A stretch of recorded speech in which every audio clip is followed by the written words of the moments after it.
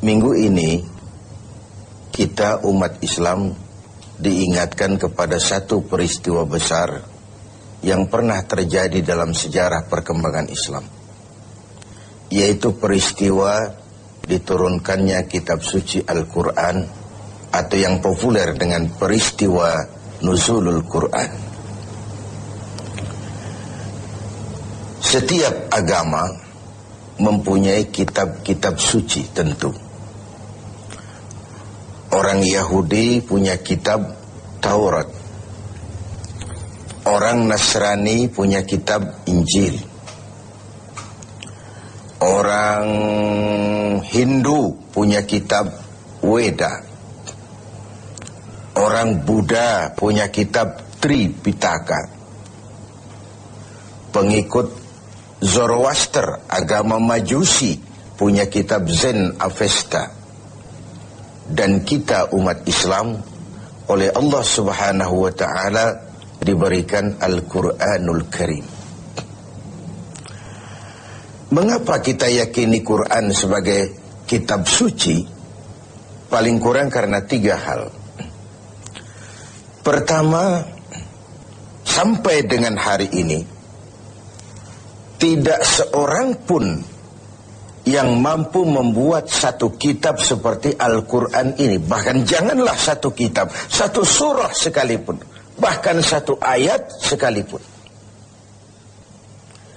Sebuah kitab dinamakan suci kalau dia bebas dari intervensi manusia.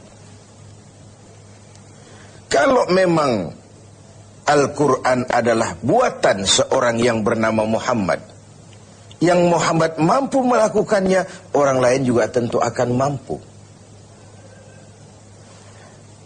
Barangkali belum pernah ada yang mencoba. Sudah. Bahkan Al-Quran sendiri memberikan tantangan.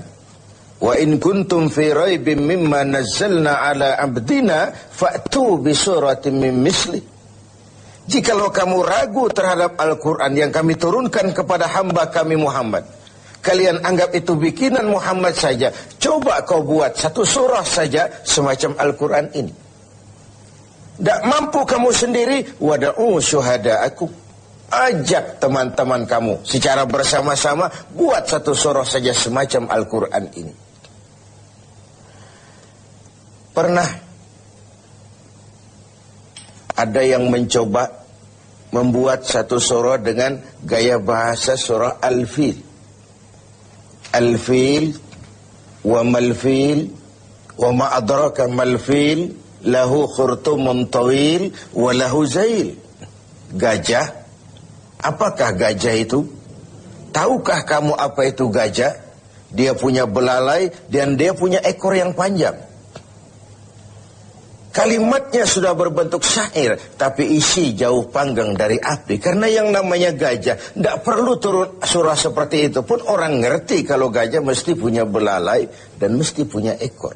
Jadi isi jauh panggang dari api. Surah semacam Al-Fil tadi dibuat oleh Musailamah Al-Kadzab. Dan masyarakat Quraisy memang kaya sekali dengan penyair, dengan pujangga, dengan sastrawan. Sehingga tiap tahun di pasar namanya Ukaz dipertandingkan syair-syair yang hebat-hebat itu. Pemenangnya digantungkan syairnya di dinding Ka'bah. Sudah dicoba itu. Pada sisi lain kita melihat bahwa gaya bahasa hadis tidak sama dengan gaya bahasa Al-Quran. Kalau memang Al-Quran bikinan Nabi Muhammad, tentu saja bahasa Al-Quran sama dengan bahasa hadis. Ternyata jauh sekali. Jadi Al-Quran isi dan redaksi langsung dari Allah Subhanahu wa ta'ala. Sedangkan hadis isi dari Allah, redaksi dari Nabi Muhammad sallallahu alaihi wasallam. Ini yang pertama. Yang kedua, kita yakini Quran sebagai kitab suci karena ajarannya sesuai dengan fitrah manusia. Secara logika bisa kita terima tentu. Allah pencipta manusia. Allah tahu benar batas kemampuan maksimal yang dimiliki oleh manusia. Karena itu kitab suci yang diturunkan untuk manusia tentu sesuai dengan fitrah manusia itu sendiri. Sama dengan pabrik mobil di Jepang bikin mobil namanya Toyota. Seiring dengan itu dia keluarkan buku panduan tentang mobil Toyota. Mobil ini namanya Toyota, kecepatan maksimal sekian ratus kilometer per jam, bahan bakarnya ini, kalau rusak memperbaikinya begini, onderdilnya ini. Karena pabriknya lah yang membuat mobil, pabriknya juga yang mengeluarkan buku petunjuk, tentu saja buku itu sesuai benar dengan mobilnya. Lalu tidak mungkin juga kita punya mobil Toyota rusak, kita perbaiki dengan buku panduan yang dikeluarkan oleh pabrik mobil Fiat misalnya. Tentu saja tidak cocok. Begitulah manusia. Jikalau dia ingin baik, jikalau dia ingin mencapai sukses dunia dan akhirat nanti, dia harus menggunakan buku petunjuk yang diturunkan oleh yang bikin manusia. Perintah Al-Quran, ajarannya sesuai dengan fitrah. Apabila kemampuan melaksanakan sebuah perintah berkurang, maka tekanan perintah pun biasanya menurun. Mari kita ambil beberapa contoh. Satu hari seorang sahabat datang menghadap Rasulullah sallallahu alaihi wasallam. Lalu berkata, "Halaktu ya Rasulullah." Ya Rasul, celaka benar saya. "Ma ahlakaka?" Apa yang bikin kau celaka? "Waqa'tu ala imra'ati fi Ramadan." Sedang puasa Ramadan, saya tidak kuat ya Rasul. Saya bergaul dengan istri saya. Begitu? Iya, ya sudah. Bayar dendanya. Apa ya Rasul? Bebaskan budak. Saya tidak punya budak ya Rasul. Benar? Benar. Kau puasa 2 bulan berturut-turut. Arti 2 bulan berturut-turut itu sudah 50 hari batal, ulang lagi dari hari pertama. Itu mutawalliyat, berturut-turut. Tidak kuat ya Rasul. Tidak kuat. Tidak kuat saya, 1 bulan saja saya tidak kuat, apalagi 2 bulan. Benar kau tidak kuat? Tidak kuat. Ya sudah. Kau beri makan fakir miskin 1 orang 1 mud. Ya Rasul. Jangankan memberi makan 60 fakir miskin. Istri saya di rumah sehari masak, sehari tidak. Saya orang miskin ya Rasul. Lagian terlalu juga ini orang sudah miskin berani melanggar peraturan. Rasul senyum kemudian masuk ke dalam kamar. Keluar kembali membawa sekeranjang kecil kurma. Bung, kalau kau tidak punya apa-apa di rumahmu, bawa pulanglah kurma ini, sedekahkan kepada orang-orang miskin di kampungmu sebagai pembayar dendamu. Ya Rasul, apalagi? Di kampung saya itu yang paling miskin saya. Terlalu betul orang ini.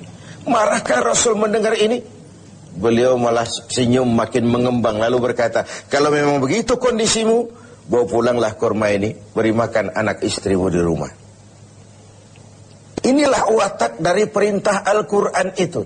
Ngono ya ngono, ning ojo koyo ngono. Tidak, kalau sudah begitu ya, mesti begitu. Tidak, sesuai dengan fitrah manusia.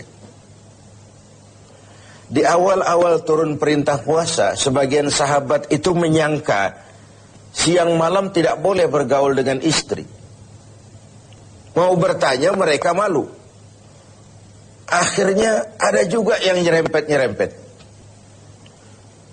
Nah, satu hari selesai sholat zuhur, antara mereka kumpul, saling bertukar pengalaman. Yang satu bilang, semalam saya nggak tahan loh. Terus, ya saya nyelonong sama istri saya. Yang di sudut satu bilang, saya juga loh. Ternyata banyak. Terhadap ini kemudian turunlah penegasan Al-Quran. Uhilla lakum laylatas siyami ar-rafasu ila nisaikum. Dihalalkan bagi kamu pada malam berpuasa bergaul dengan istrimu. Kenapa? Ini fitrah. Ini manusiawi. Kalau siang tidak boleh, malam pun tidak boleh. Sebulan penuh. Apa ndak pingsan manusia itu? Inilah fitrah. Sesuai dengan fitrahnya. Semua ajaran agama, semua konsep Al-Quran sesuai dengan fitrah manusia. Suatu kitab dinamakan suci memang kalau ajarannya sesuai dengan fitrah manusia, bukan memberikan beban kepada manusia. Makin kita renungi konsep Al-Quran, makin kita renungi perintah-perintah agama, makin sampai kita kepada keyakinan bahwa itu sebenarnya apa yang diperlukan oleh manusia. Kita perlu sholat, kita perlu puasa, kita perlu zakat, sedekah, kita perlu sholat tahajud di keheningan malam, perlu. Kalau agama sudah merupakan needs, kebutuhan, keperluan dalam hidup kita, maka tidak ada lagi beban dalam melaksanakannya. Selama ini kan kita masih pada tahapan, saya wajib sholat, saya wajib sedekah, saya wajib haji. Tapi kalau sudah saya perlu, dengan merenungi kenapa kita sujud, kenapa kita bersedekah, apa manfaat yang kita peroleh dari melaksanakan ibadah haji, kita akan sampai kepada ini adalah needs. Pada saat itu, pelaksanaan ajaran agama tidak lagi akan menjadi beban, tapi akan kita laksanakan dengan sepenuh hati, karena dalam kita sujud kepada Allah, disitulah tingkat keperluan hidup kita.